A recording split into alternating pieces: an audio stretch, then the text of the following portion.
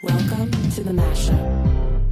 Tell me whether I'm wrong or right. East or west, up or down, side to side. I sit to stand and fall to fly. Of all of my impulsive plans, pop and lock and salsa dances on demand. I follow leading off the map and stop the chatter, scream happily. Welcome to the Mashup. Welcome to the mashup. Welcome to the. I don't know about you guys, but sometimes I really hate women. So, I'm going to rewind a little bit. We have this fancy faucet with like a motion sensor in front of it and a valve. It took me forever to figure it out when I first moved into this place, and it's been working fine for years. And then all of a sudden it quits working entirely. No water in the kitchen sink. I've got family coming over and I'm going to the bathroom and using the faucet there to get water for coffee, and laughing about how silly this whole thing is. But I don't have time to look at it because I've got a house full of everybody. And then I immediately have to leave that and do a bunch of running around. And then I get home, Mrs. Two's under the sink. She says, we need 4 AA batteries. And so I come home to Mrs. Two's fixing the plumbing in the house. And not only doing that, but before I even had a chance to look at it, she's diagnosed the problem, figured out what we need, bada bing, bada boom. So if anybody needs me, I'll be baking cookies and doing some dusting because she is now the man of the house.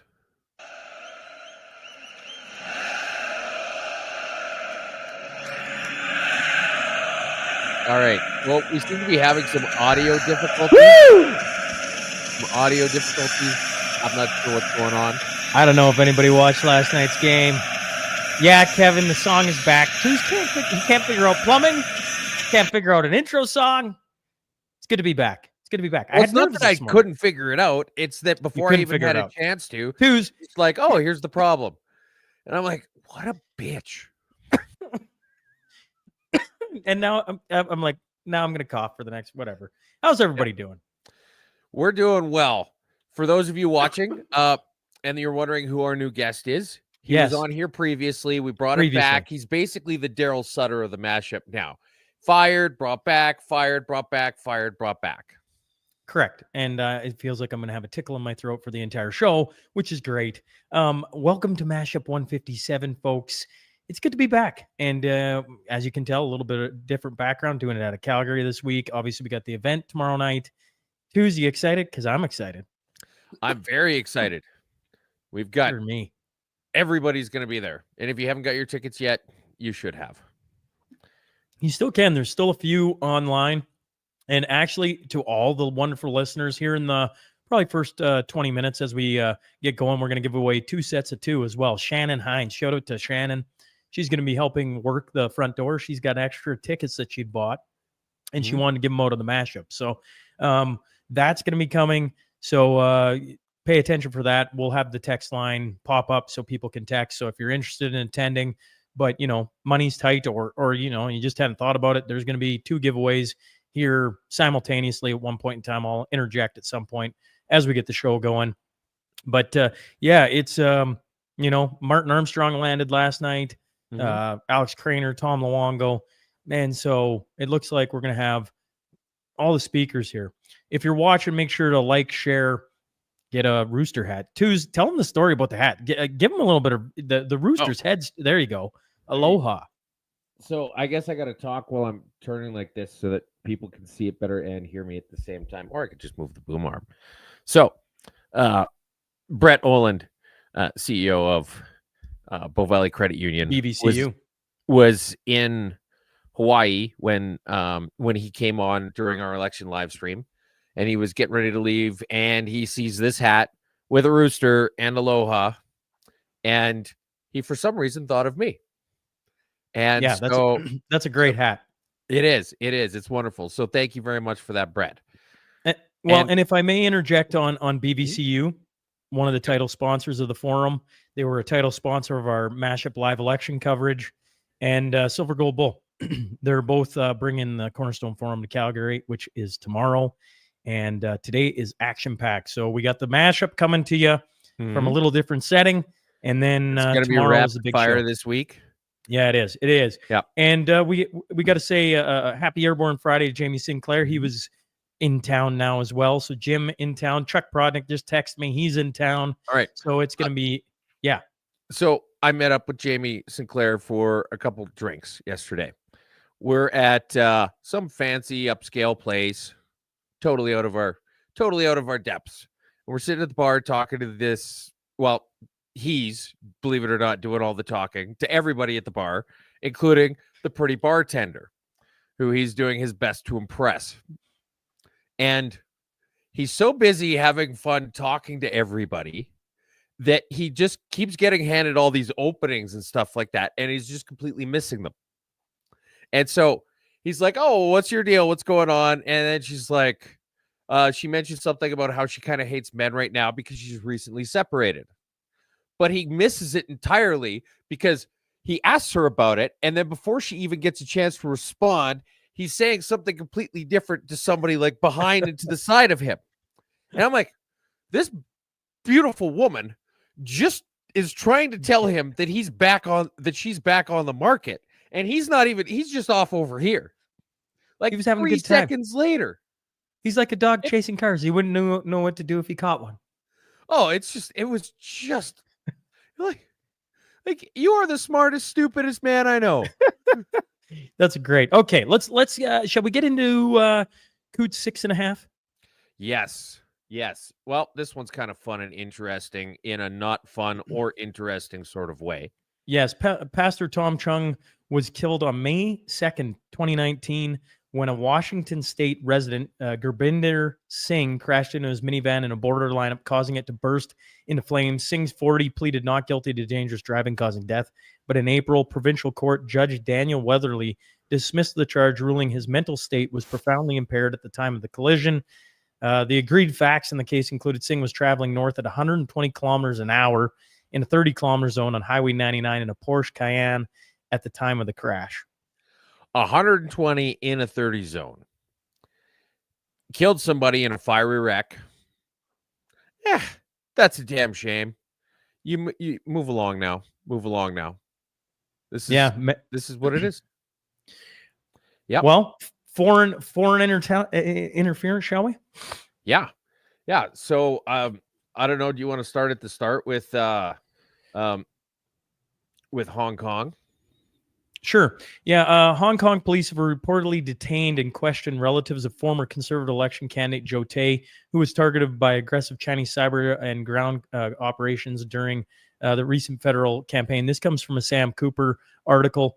The move to detain and question Tai's cousin and the man's wife in Hong Kong was reported by multiple sources, including Hong Kong Free Press, appears aimed at ramping up pressure on Liberal Prime Minister Mark Carney. Tai, who lost by 5,000 votes to his Liberal opponent in Don Valley, the tactic used on him aligns with Chinese Communist Party's growing use of family-based intimidation to suppress overseas dissent.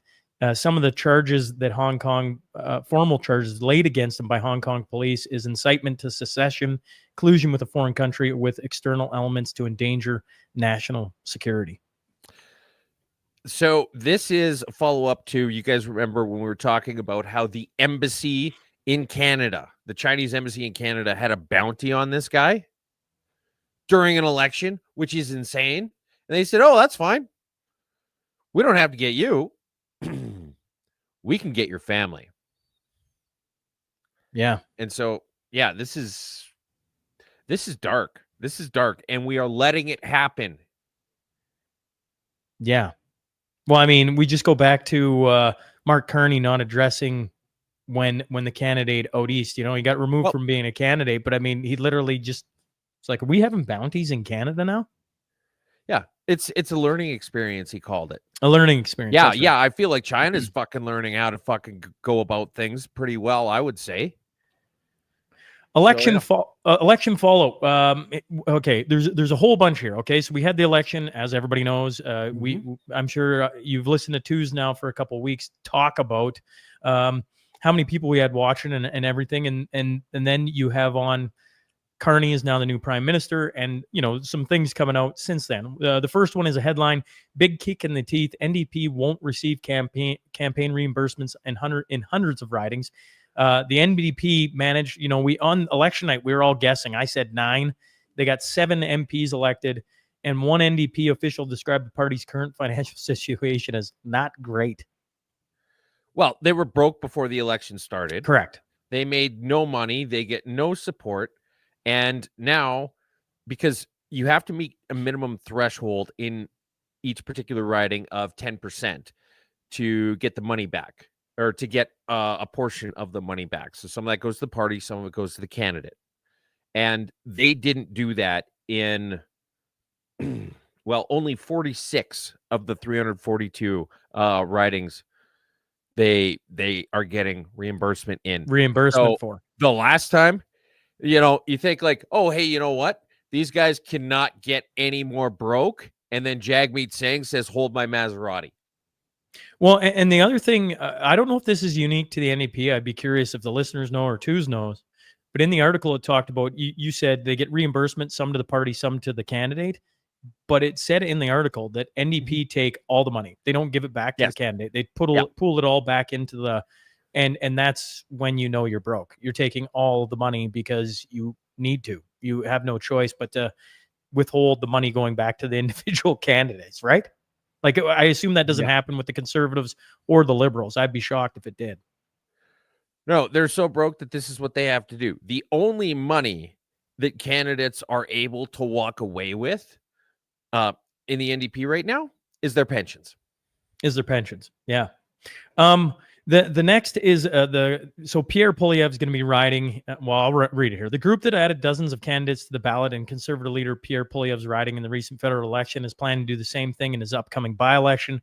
Poilievre is expected to seek a seat in the House of Commons for the Alberta riding of Battle River Crowfoot after losing his long-held Carleton. The longest ballot committee was responsible for adding 85 of the 91 names on the Carleton ballot. No, though none of them got more than 57 votes, but they are planning to do the exact same thing on Pierre's upcoming by-election, whatever that's called. Mm-hmm.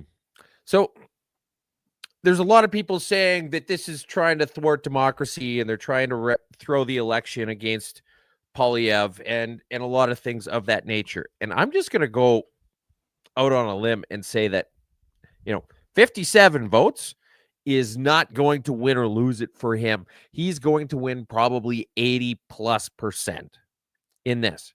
Yes. It's silly to think that this is an attempt to subvert democracy because there is just no way that they're going to be anything other than exactly what they're trying to be, which is a goofy political stunt to point out exactly how silly the current system is.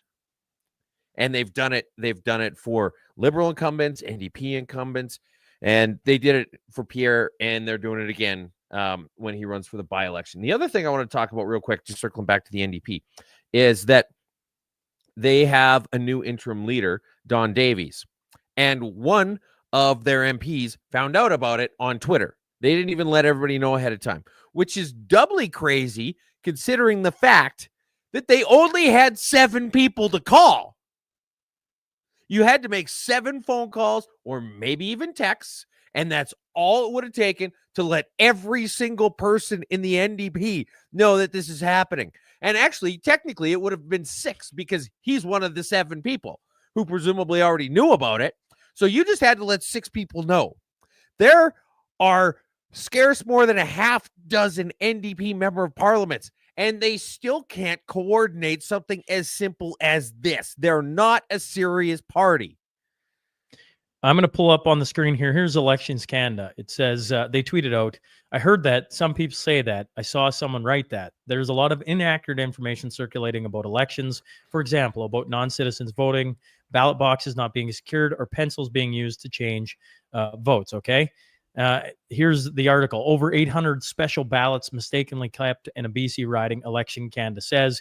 More than 800 special ballots cast during the recent federal election were mistakenly kept at the Office of Returning Officer in BC Elections Canada.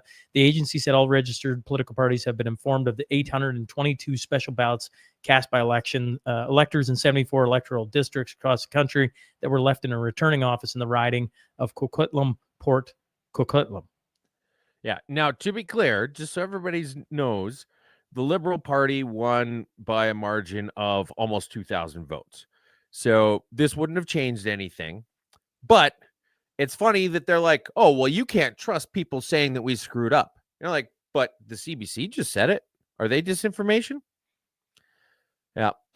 Vesper says he can't attend Cornerstone this weekend. Quebecers are apparently restricted from entering Alberta, and I was warned about potential reparations I owe related to equalization payments. Yes.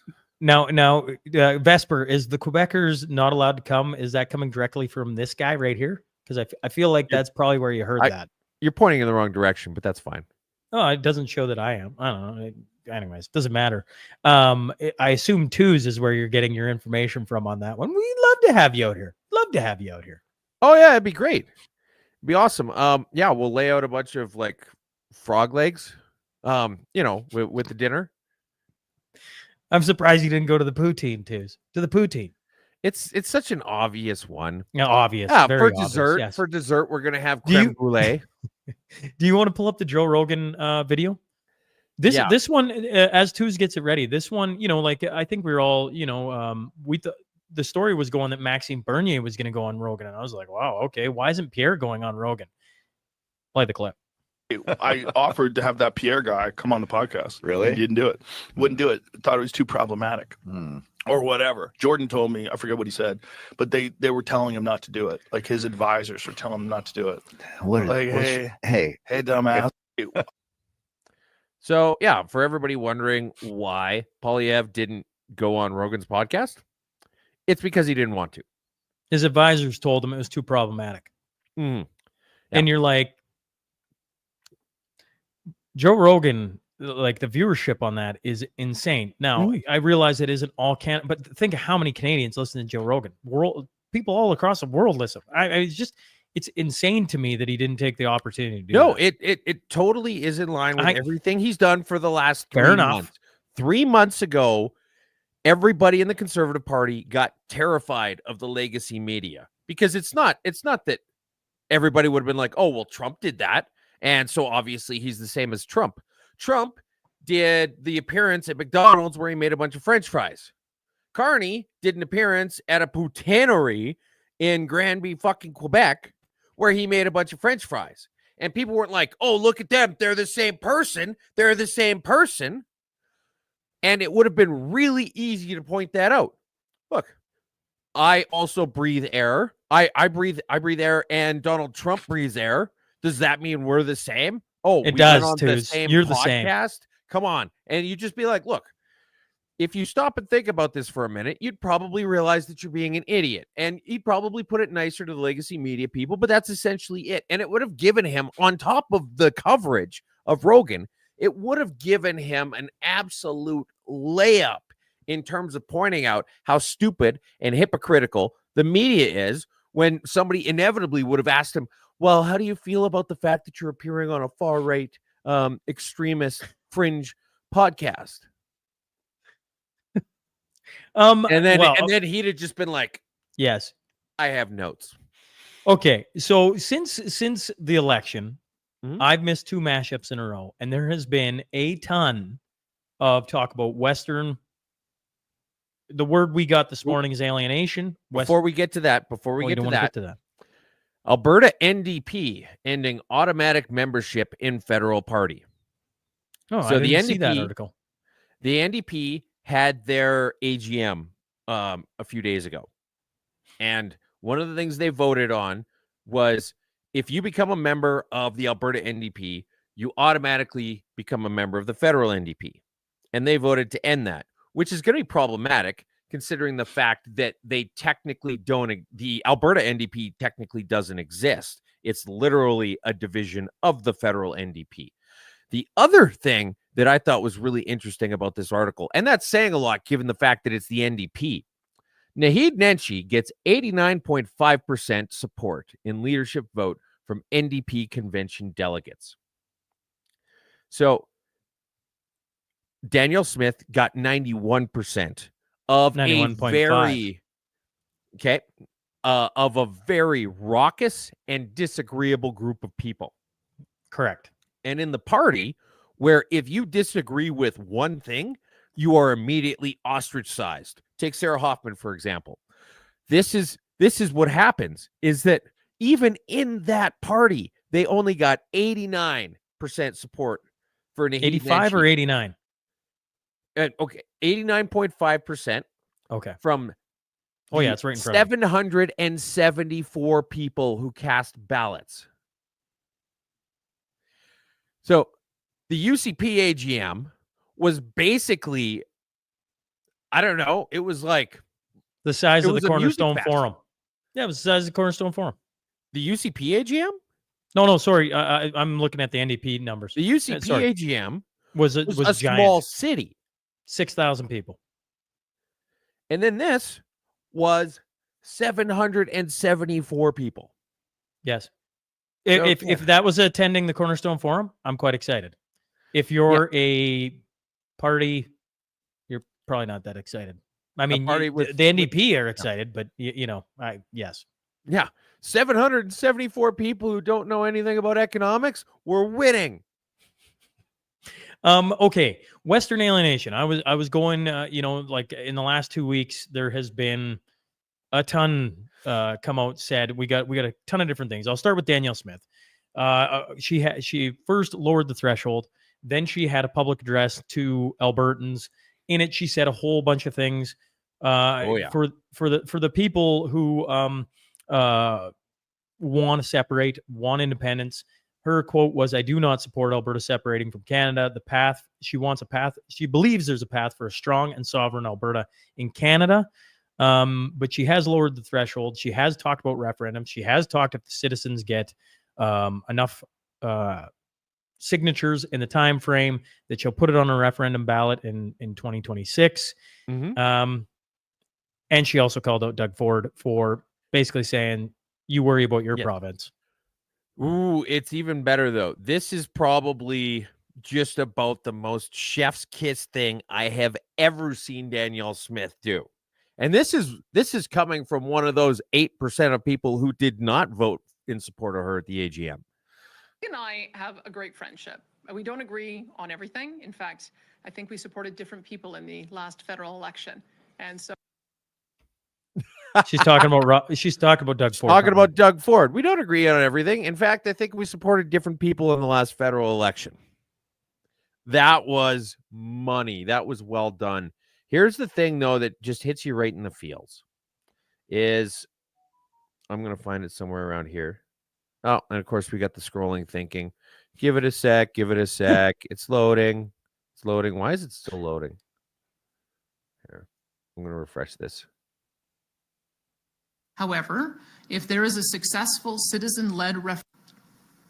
All right, here we go. Now let's talk about the elephant in the room, that being separation. Oh, we are well aware that there is a large and growing number of Albertans that have lost hope in Alberta having a free and prosperous future as a part of Canada. Many of these Albertans are organizing petitions to trigger a citizen-initiated referendum, as I mentioned earlier. The vast majority of these individuals are not fringe voices to be marginalized or vilified. They are loyal Albertans. And that's it. That's the crux of it right there, is that all of these articles you see being written by elitist asshats in Toronto and Oshawa and Ottawa and Montreal. It's just all this vilification. If you wanted to have, if you're not from here, first of all, you should just sit this one the fuck out.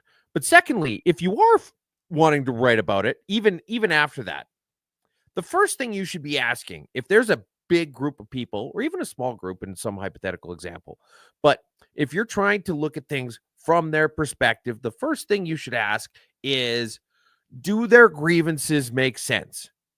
They're mad. Okay. Why are they mad?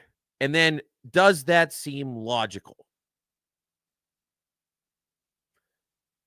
Right. Like if, for example, Twos left an empty bowl on the table, and then Mrs. Twos said, "I'm mad at you because you left that empty bowl on the table." I would look and I would say, "Oh, there's an empty bowl on the table." I go, "Yep, fair enough." And then I grab it and into the dishwasher. But if I looked over there and I said, "Well, there's no bowl there," right? That's where you do this. But the point is, the bowl is there. The bowl is there in both cases. if I'm being brutally honest. The bowl is there. The grievances are real. And the fact that when you're trying to analyze this situation and come across as this incredibly intellectual pundit, and you're not even asking if why they're pissed off makes a lick of sense or not, you're completely missing the entire point. Well, they're assholes. We'll switch to Saskatchewan for a sec. Carla Beck, so the leader of the NDP, says a referendum on separation from Canada will drive jobs and investment out of Saskatchewan, even if it's unsuccessful. Just look at what happened to Quebec. I hear loud and clear in my meetings with energy leaders this week. That's why today I introduced Bill 604, the Keep Saskatchewan in Canada Act. If passed, this critical legislation will double the threshold. So she wants to double the threshold for citizen petitions on separation referendums from 15% to 30% for eligible voters. It would also remove the ability of Sask party government to unilaterally hold a referendum on separation without broad support. Okay, first off, that doesn't seem terribly democratic off the top of my head. We're going to make it harder for you to voice your opinion on any sort of a referendum. Well, kind of the whole point of democracy is that the voice of the people is heard and carried out by elected representatives. You're like, well, what if we could just make it more difficult to have people's voices heard? If you really want to do that, the easiest way, Carla, would be to just unplug your phone. Turn off your email. If you're that disinterested in what the people have to say that you're supposed to be representing, just do a press conference where you tell every single one of them to fuck all the way off and be done with it. First, no, okay, I'm not done with this yet. She says a referendum would drive jobs and investment out of Saskatchewan, even if it's unsuccessful. Just look at what happened to Quebec. No. You're missing some really important context here. All right. One of these, I'm not going to tell you which is which. One of the provinces you're discussing, which if it hypothetically had a referendum, you're saying it would drive away jobs because that happened in Quebec. One of these provinces makes money. It builds things. It's the breadbasket of this fucking nation. It's got some of the hardest working people you would ever hope to meet. And the other one is a bunch of freeloading baguette suckers. Okay? Oh, if Quebec leaves, all of the equalization taps get shut off, and all of a sudden, and all of the bailouts for Boeing and all of the government mandated make work such as it is projects all go away. Of course, their economy was going to shit the bed because you look at it and you say, well, fuck, there's a chance that their gravy train dries up, in which case, yeah, investment is going to leave. If you look at it from the Saskatchewan side, like, oh, there's a chance that maybe they're going to untie this anchor that's dragging around the bottom of the boat on the bottom of the ocean. Well, that's actually kind of a good thing. I would want to invest more in there.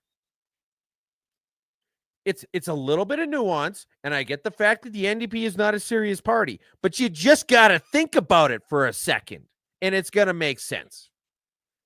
Let's switch to some First Nations, okay? So first, there's two different things here. First Nations leaders say Alberta would lose access to resources on treaty territory should the province choose to break ties with the Federation. It's one of the several factors economists said make the conversation around separation a non-starter. And then, quote, pack up your bag and go, said a prominent First Nation leader in Northern Alberta, Chief Alan Adam of the Athabasca Chipewyan First Nation. You're not welcome here anymore. And I might read further down the article. It said a prominent First Nation leader in Northern Alberta, Chief Alan Adam, the same one, is facing criticism after records revealed he received $55,000 from the American Tides Foundation to oppose oil sands development. Yes. So look, maybe he believes really strongly about this. It's possible. But it seems as though his public stance on things in Canada are for sale. Yeah, conflict of interest. Well, conflict of interest, that isn't conflict of interest. It looks like he got Fair. straight up fucking bought. Fair. And he could address it. He could clear the air on this. But also further on in this article, it says that he has never spoke about it publicly, which I'm sure he's been asked about. And here's where you need good boots on the ground media people who aren't the legacy media. Nobody at that NDP conference said, hey, last time you spoke up about things in Canada, it happened after the Tides Foundation in a foreign country, paid you money to speak out against Canadian resource development. Is anything like that happening this time? No. He got a free pass on it. He got a free pass on this side. For the audience for the podcast, I'm working on getting some First Nations people on the podcast to talk about separation, because I am kind of curious. It's a very interesting discussion. I had Jeff Rath and that group on last week from the APP, and I thought Jeff very eloquently talked about the First Nations and that there's a ton that are all for it, but all you ever see in the legacy media is they're all opposed to it. It's awful. We don't want anything to do with this. On and on and on it goes. And certainly on the conversations I've been having off air, we know there's more to it than just that. And I'm hoping to bring a few of them on the podcast here in the weeks to come. We'll see if that happens. Newfoundland, equalization is intended to ensure fairness for all citizens. Currently, this fairness is not achieved for Newfoundland and Labrador. Greg Gill, a spokesperson for Newfoundland's Liberal government, told the National Post on Thursday. This was in comments towards Daniel Smith's comments on that. They were agreeing with that part of it. Newfoundland didn't agree with everything she said, but that one they pointed out. In agreement. Yeah, and also Jason Kenney. Jason, if you're listening, A, you're a useless fat piece of shit, and B, I think you're doing a great job as being the spokesperson for a unified Canada. And if you could do even more of that, I would appreciate it. He says, truly honored to be identified here as a principal adversary of the crackpots leading the Alberta separatist movement, together with Stephen Harper and Pierre Poilievre. Alberta proud, Canada first, Canada last, Canada always. Okay, first off, we know that's bullshit. It's actually Quebec first, Ontario last, Eastern Canada always with him. We talked about this last week, how in the time between the current equalization formula was instituted and when he left federal politics, he spoke out against it exactly 0 times as a representative of Alberta's interests in Ottawa. He never said a damn thing about it. And over that tenure, over that time, he got paid over $2 million. So you know what? You're a grifter. And the more you want to speak up against what we believe here, the better it's going to be for us. Someone needs to get that fat fuck a podium. And I don't know. I'm the lunatic crackpot, I guess. So, that's open to talking to all the crackpots, because we're all crackpots together, aren't we, twos? Yep. We got a lovely list, a whole audience of crackpots, I guess, at this point. But that's all right, folks. I'm not too worried about Jason Kenney and what he's saying. That's just my own thoughts. Black leader Blanchette is asked. Yep. Go ahead. Is asked for the people in Alberta who want to separate, do you have any tips for them on actually how to get the job done? And he quoted, here he's quoted saying, our success so far does not place me in a position to give them tips about what to do, but I could give them tips about what not to do. The first idea is to, and then he said, but I'll leave that for later. Then he said, the first idea is to define oneself as a nation. Therefore, it requires a culture of their own. And I'm not certain that oil and gas qualify to define a culture, but that is theirs to decide when they want to decide if they want to vindicate. I'm like, I think personally, twos, I think Alberta does have a culture. I think we all know that. Alberta has probably the most unique culture in Canada. So it's what's weird. What's the Quebec culture? You've got maple syrup, which also exists like off the charts in Vermont. So it's not even a Quebec thing. It's just that it's a small area of Quebec that bleeds over into the United States. Not exactly unique. Oh, you've got a unique language? Well, not according to all the people on the other side of the ocean that spoke it first, right? What do you have going for you? A fucking dairy cartel? Air industry bailouts? Who's is going to crap on Quebec? I should have known this. I think Quebec has a distinct culture. I just know Alberta does. And it's funny to hear somebody say we don't.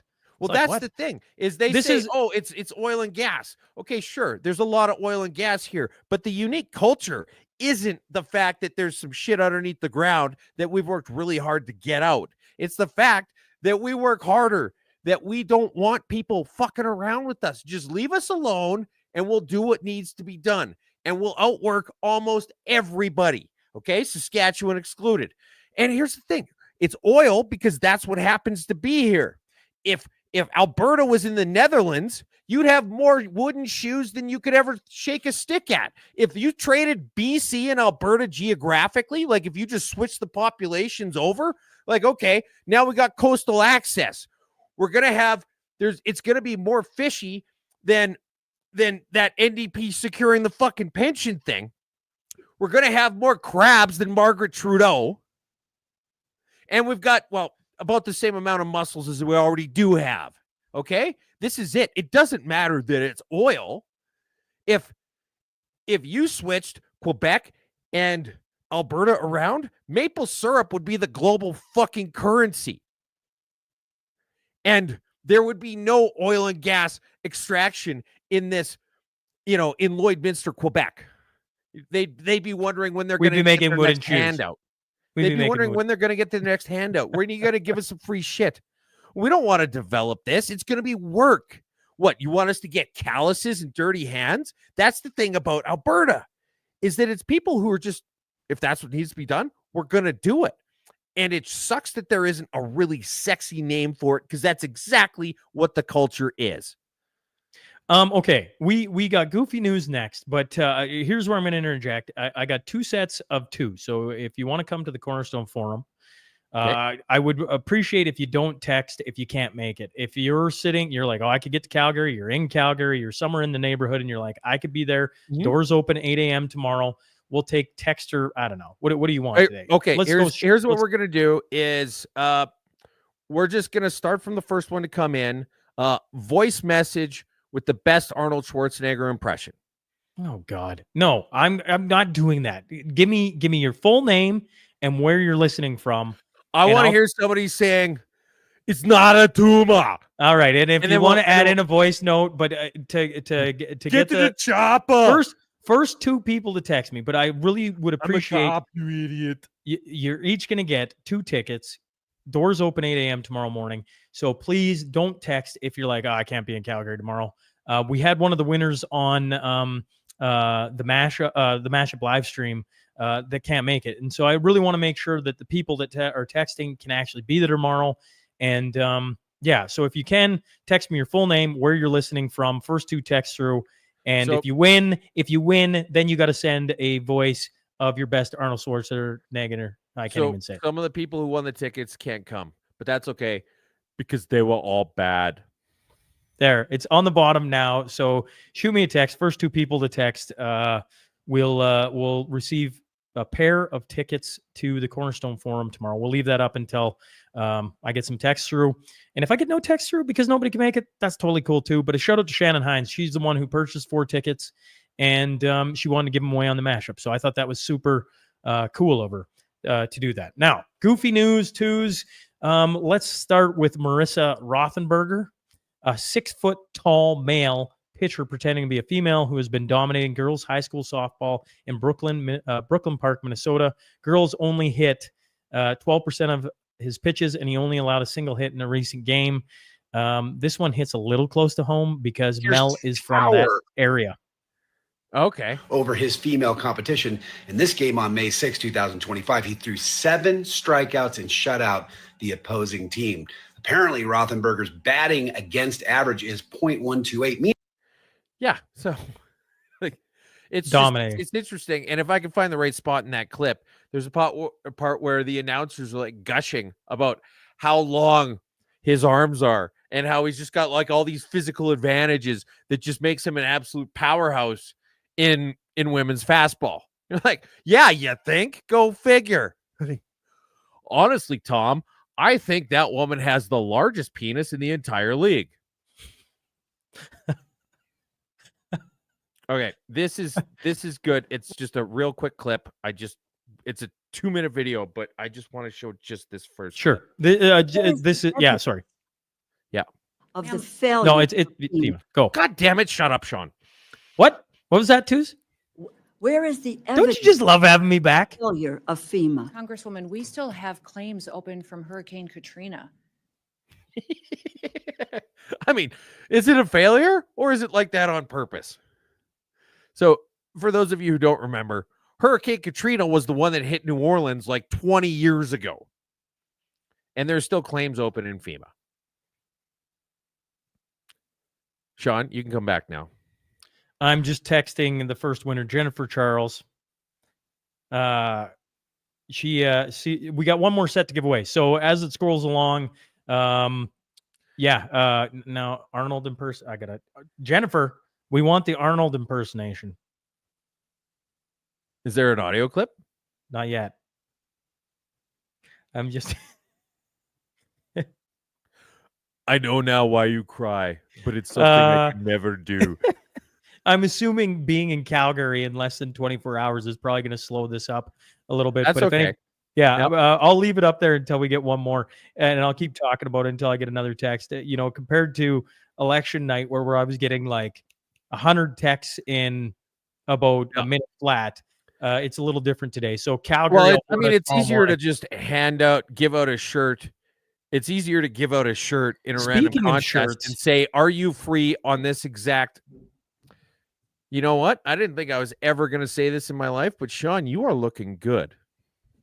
So one of the things about that's going to be the Gunslinger, I keep calling it the Gunslinger Rooster t-shirt, Mashup t-shirt is going to be sold at the forum. I'm pretty excited about it. Mel, so the wife is like, who's going to wear that? I'm like, if nobody buys these, everybody. I'm literally going to wear this for the next year.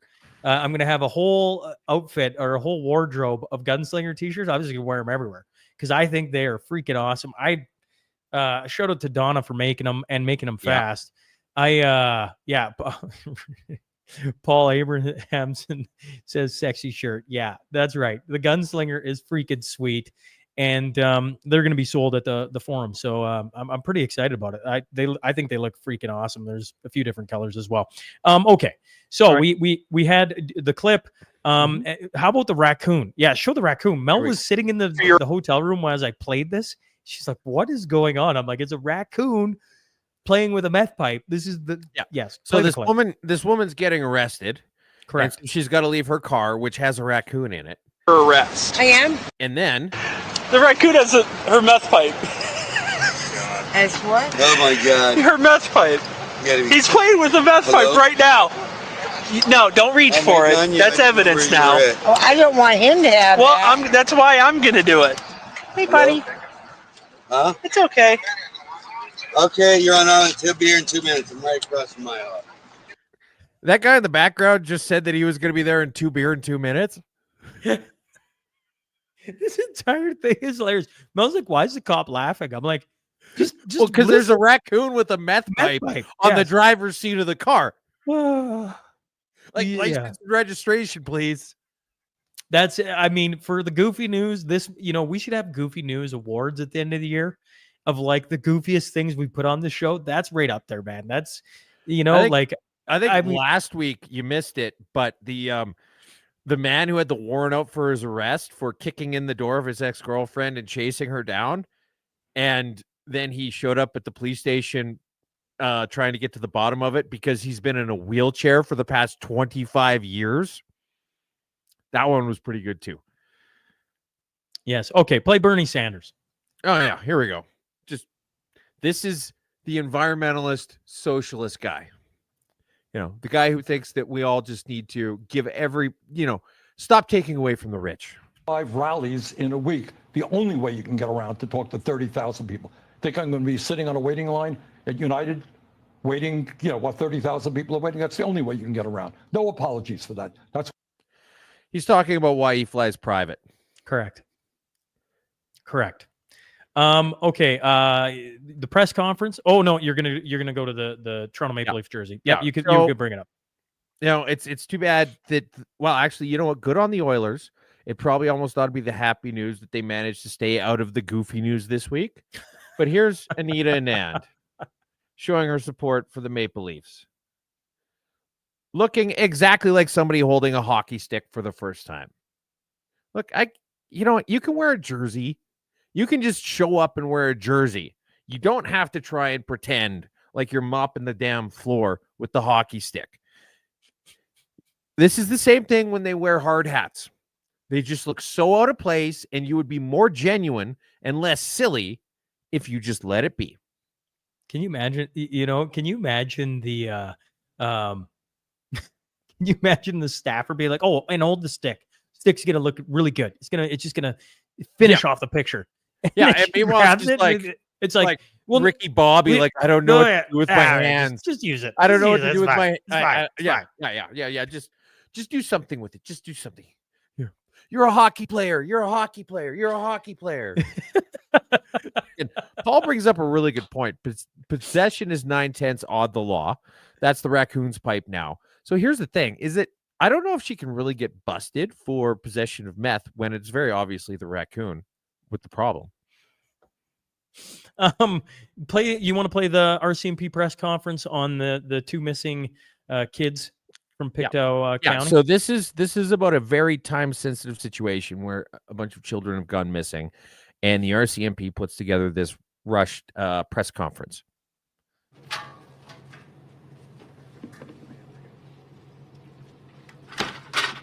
Good afternoon. Good afternoon. I am Corporal Carly McCann, Provincial Public Information Officer for the Nova Scotia RCMP. Thank you all for being here today. Bonjour, je suis la capitale Carly McCann, agent d'information publique pour la GRC en Nouvelle-Écosse. Merci de votre présence aujourd'hui.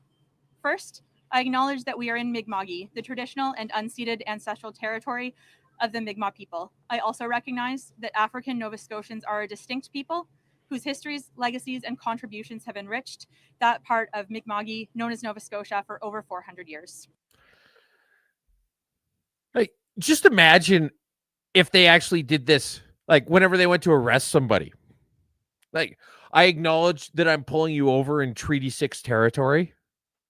Like, just picture this for a minute. How about we get, instead of saying that this is silly, which may or may not be fair, it might be entirely justified that they're doing this. Let's get firefighters on this. Could you imagine? Show up with the lights and the sirens on. They get out, they roll out the hoses. But before they get going real quick, they just say that I would like to take a moment to acknowledge the fact that we're about to pour water on this building, which stands on the traditional Blackfoot territory, and it burns with a fiery pride in their heritage and actual literal flames. On a serious note, did they find these two children? I was kind of. I don't know. Because I think it's ridiculous, but yeah, there's two. Lily Sullivan and Jack Sullivan, 6 and 4. They went missing from their home. That's like, if that's still ongoing, all jokes aside, that's that's like a parent's worst nightmare. So just to shed some light on it, it's Lily and Jack Sullivan, 6 and 4 went missing. So these are the same people who did such a noteworthy job of handling the Danforth shooting, and it looks like they didn't learn a single thing about it. Update on the tickets. I'm going to put it back up. So we got one winner, Jennifer Charles, and then the second winner, Patrick Hustes, but he said he only needs one ticket. So I got one ticket left. So if you're Pat's sitting in going to be there, if you're sitting around Calgary, or you can make it to Calgary for tomorrow morning 8 a.m., I got one ticket left. So if you want to do that, first texter to text me, and we'll fire that off. And I might already. I've already got one here. We'll see what he says. So we'll pull it back off. All right. In the meantime, we got a show to run, Sean. Can we just, mind on task a little bit? Yeah. Welcome back, Sean, to the show. No, I'm all over the place. This is great. This is why I can't figure out. I literally can't figure out the music. This is why we fired 2 weeks in a row. He could have showed up 5 minutes early, clicked the button, been like, "Oh, that's how it works." Nope, he's gonna blame this guy for not being able to get the music going. It's like, really? Okay, it's all sitting there laid out for you. But hey, it's good to be back, folks. It's good to be back. Carry on with it. All right. Agents fired for mocking customer, and you thought you was going to get on your flight. So this guy shows up with a ticket, ready to go, get on his flight, and they denied him. I paid for a ticket. And you Yeah, didn't I pay paid for a $25 for ticket. agent assistance, and you checked it 3 hours later. Hello. I just And said you that thought you I. was gonna get on your flight. Yeah, I And just you thought said you that was gonna I get on your would flight. pay the And you thought you was gonna get $25. on your flight. And you thought you was gonna get on your flight. And you This is the state of customer service at this airline. Now, it should be noted that those two people who were recording and mocking him have been fired. And so they no longer work for Frontier. But experts say we have unconfirmed reports that they are now working at the executive level in Air Canada.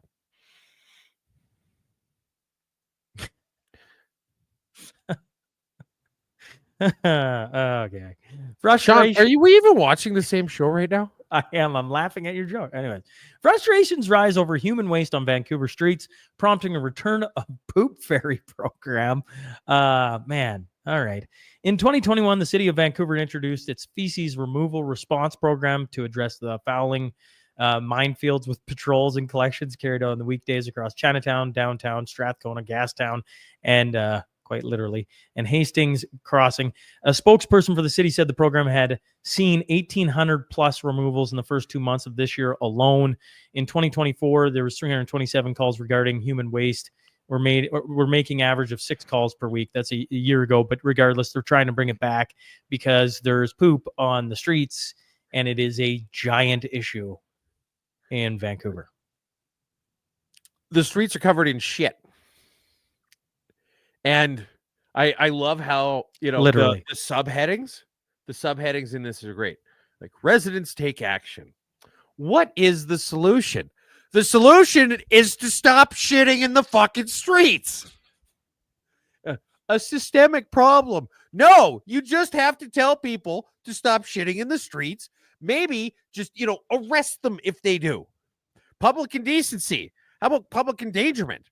We were arresting people for spitting during COVID, and people could drop a big fucking log on the sidewalk in Vancouver, and they just say, oh, well, you know what? It's just such a sad and terrible thing. No, it's going to keep happening until you make it so that they don't want to do that.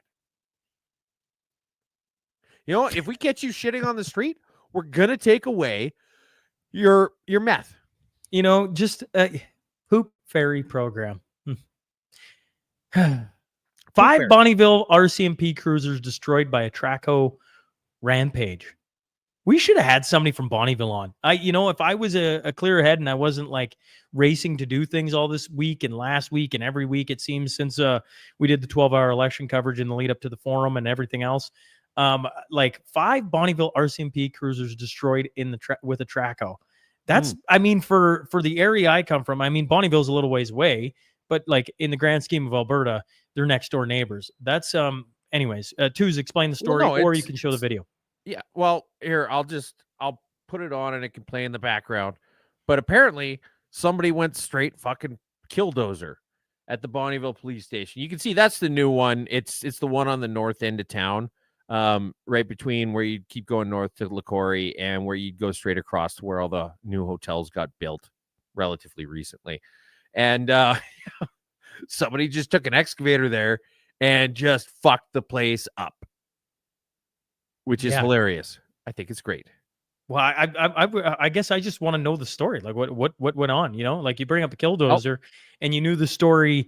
So this guy named Marvin Heemeyer, he was getting frustrated with the local town council cutting off road access to his mechanic shop.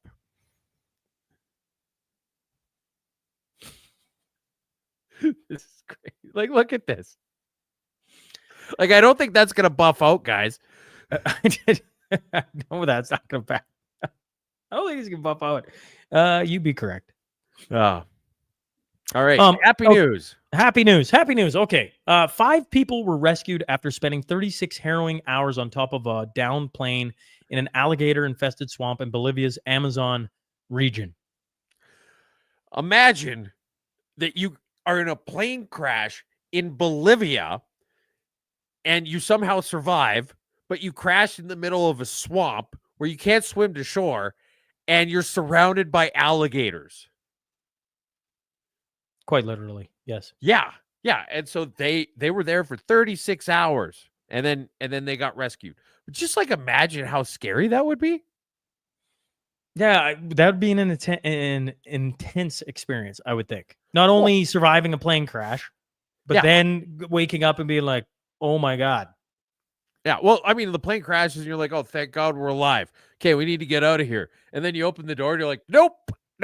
We're just gonna sit tight, folks. Just gonna sit tight. Nope, we're good." But they survived. 36 hours. 5 people were rescued. That's the happy news. Okay, let's talk community notes. You got a couple things we want to make sure we bring up. Obviously, the Cornerstone Forum is tomorrow night. But if you're in the Calgary area tonight, pull it. Do you got it handy? I might here. Just here. It's probably in my note. Here we go. Yeah, I got it. You got it. If you're headed to the Cornerstone Forum in Calgary this weekend, do plan. This is from Lise Merle. Do plan to join me, Sheila Gunn-Reid, and others, including myself, for example, a bunch of the speakers at the Cornerstone Forum at Two Rivers Distillery for fun, freedom, and frivolity. So come by at 7. Come Thursday and plan a safe ride home. Yeah, and if you're you're like scrambling, you're looking at where's the address. Honestly, just go to my X account. It's literally on the screen. Yeah, and I also retweeted it. So if you're like you can't find it later and you're whatever, just go to X. It's all sitting there, the information of where to go. But Two Rivers Distillery, Lise Merle. It's in between Blackfoot and McLeod. If you know Calgary.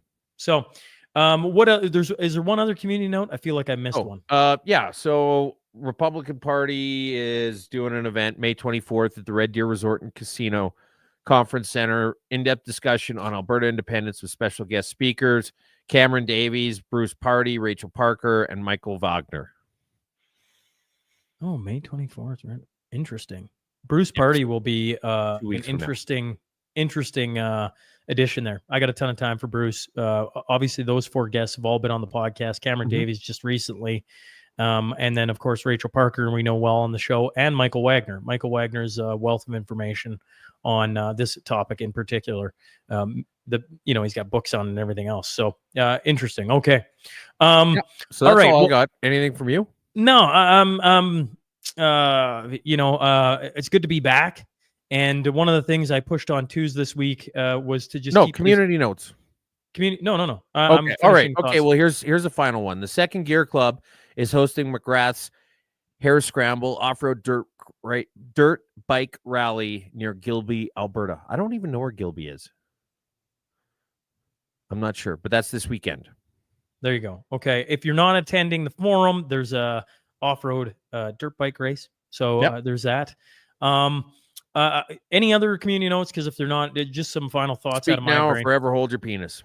I just wanted, I told Twos before we started today, if we could keep it, as we haven't done an under hour show in probably 100 mashups Twos. Like this has been pretty fast, and just to appreciate everybody tuning in this morning. With the forum this weekend, it should be next Friday. I should be back in studio, and life should be starting to resemble some normalcy, I think, on this end. It's been about as hard as a guy can go, and we got less than 48 hours now of setup and then the actual show. So anyone attending, looking forward to seeing you. To anyone wanting to attend, there is still tickets. I think a few left on the floor that gets you meals, but we've opened up $75 tickets for stadium seating. It's in an arena bowl, so you can actually just come in and sit in the arena stands and watch. From there, I would assume they're going to be fantastic sight lines, but just no meals. So we tried to open up a few extra seats for people who didn't want to spend, over $200 on a seat with all the meals and everything like that. And, just a final thought on sponsors, Silver Gold Bull and Bow Valley Credit Union. It's been 2 weeks since we did the 12-hour live stream. And, I've said it a couple times on the podcast, but I haven't got to chat about it with you at all. I'm just very appreciative of those two companies for supporting what we do. And then to all of you who continue to watch the show and share the show, we just appreciate you tuning in and being a part of this, journey or production or whatever we're going to call it. It's been a wild couple of weeks, and I don't know about Twos. It took me probably 5 days to start to recover from 12 hours online.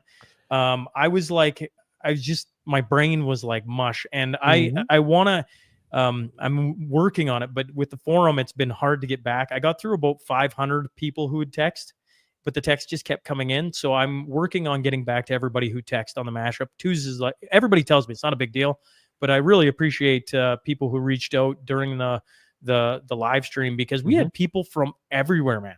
I text one guy back, and he was from Texas, and he'd been watching one of the independent coverages. And he's like, it kind of got stale because it was the same 4 people talking. And a friend of his is like, oh, you should tune into this mashup show. Like, this is wild. And he's like, well, what the heck's that? And then he texted, and he was from Texas. I had another talk about Graham from Silver Gold Bull was telling me last night his son, who's a teenager, watched us, and he tuned in and was like, what is this? And he said, you guys had him so entertained, I kept yelling at him to go to bed, but he had it on downstairs in the basement. And then he's like, Dad, your boss is on. And then he's like, Dad, they just called you a beauty. And he's like, well, how do I get mad at him now? He's watching political coverage. I want him to be engaged.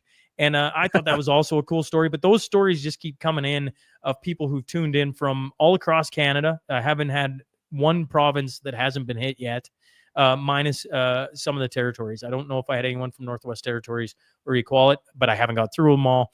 But every territory or every province stories had somebody text with some pretty cool feedback that I thought was really cool, and a ton of love for all the guests we had on and the variety of who came. So that's my final thought before I let Tuz, any final thoughts on your end? Well, it was huge. It was a lot of fun. We did something that nobody's really done before. Just the way it all came together, and it would have been nothing without everybody. Like, we were just the facilitators, basically. The people who watched, the people who came on the show, the sponsors, that's what made it as good as it was. And so thank you guys very much for that. Cool. Well, Tuz, I'm going to see you later today. Yep. To all you attending to the recent winners, excited to have you in the arena tomorrow. And to anyone who can't make it, it will be on Substack.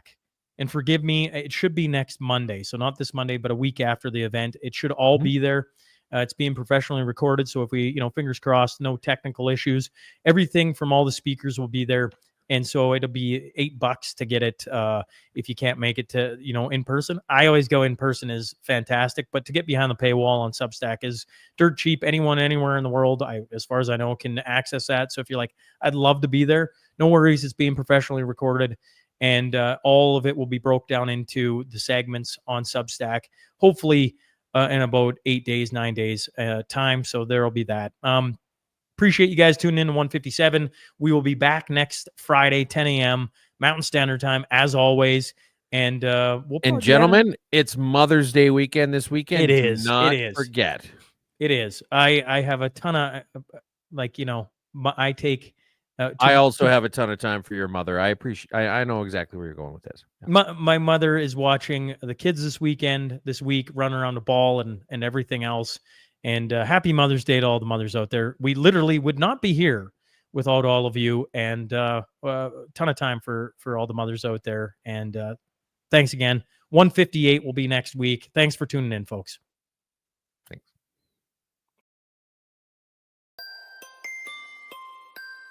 Welcome to the Mashup. Tell me whether I'm wrong or right. East or west, up or down, side to side. I sit to stand and fall to fly. Of all of my impulsive plans, popping, locking, salsa dances on demand. I follow leading off the map, stop the chatter, scream happily. Welcome to the Mashup. Welcome to the Mashup. Welcome to the Mashup.